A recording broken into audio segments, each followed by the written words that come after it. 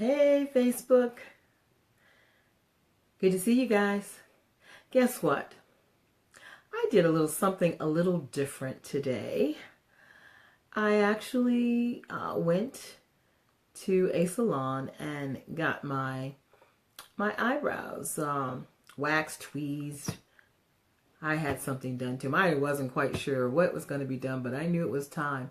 It probably has been over a year since I've done anything with my eyebrows because I usually just put a pencil on and keep it moving.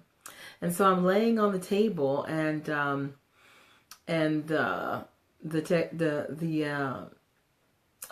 can't think of the name of the esthetician begins to wax my eyes, and I'm feeling good there for a minute, and then all of a sudden my eyebrows start itching, and I know that there's something going on. It kind of feels like maybe an allergic reaction or something. I'm not sure. But she, tried to kind of cool it down, and we put some stuff on it, and we, tried some different things. And, she said, okay, I'm going to do your facial, and by the time you're done, everything's going to be good. Well, when the facial was done, my eyebrows were still itching. And when I looked in the mirror, I looked like a monster. Okay, I'm exaggerating a little bit, but my eyebrows, above my eyebrows was, and you probably can see it now, but just all red in here. And so I knew I had an appointment. And so I was like, what am I going to do? So, I just like, well, I have to just go, and hopefully they won't notice. And so I went to my appointment, and I did what I had to do. And when I finally got home, I started putting stuff on it. I went and got some Neosporin. I put a cold ice cream. I took an ice cream container out the freezer, and I put it on my eyebrows and tried to calm them down. I got some alcohol and, put that on there to try to calm them down. And guess what? My eyebrows, it's just not calming down. That area is still just inflamed, and it's going to be that way for a little while.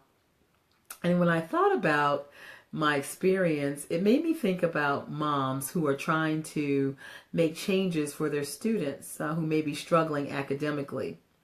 It made me think about the fact, and to remind you, don't be surprised if a change also brings challenge. The challenge doesn't mean to give up. It's just indicating that everybody is aware that there is something different going on. I am Anita Gibson. I'm a coach, speaker, and educational strategist. And I want to encourage you, if you know this school year has not gone well for your child, you have to do something different. And summertime is a great time to begin to strategize what that's going to be. But I wanted to warn you that even as you put the plan in place, there may be a reaction to the change. There may be a challenge. But you just need to be prepared for the challenge. It's just a part of the process. Because if you know a change has to come, then you have to move forward with it. So there's something I like to say. There's like two kinds of pains. So there's one pain to stay in the problem that you're in and not do anything. You're miserable. You know it's not working, but you're afraid to move. That's a pain. Then there's this other pain that you can step into that's about moving into something new. Not sure how it's going to turn out, worried about whether, it's going to be a good move. But the bottom line is you're going to be in pain one way or the other. Like when an arm gets broken and it doesn't heal properly, they have to break that arm, re-break the bone, and then let it re-heal the right way. So you could say, well, oh man, okay, I can't really use my arm the way I want to, but it's healed, it's not hurting me, not really effective. Or you could say, okay, I'm going to allow the pain to come for them to re-break it so that I can have full range of motion with my arm. And that pain, that second pain, is healing. That second pain allows you to be able to get better. So wouldn't you rather choose to have a pain that leads to healing rather than a pain that leaves you stuck? And so, for the next week or two, I'm going to have to walk around with, my eyebrows blowing up and it looking like, like I look like a monster up here in the head part. But there was something that needed to get fixed. My eyebrows were out of order. And it was long overdue for me to do something about them. And the truth be told, probably because I waited so long to fix them is probably why I had such a strong reaction. A strong negative reaction to the change. And so please, if God is telling you you need to do something with your child, you are not stuck. You are not powerless. There are things that you can do. Sometimes you have to, first of all, open your mind up to the fact that it is time to do something different. If the curriculum you used this year didn't work, get another curriculum.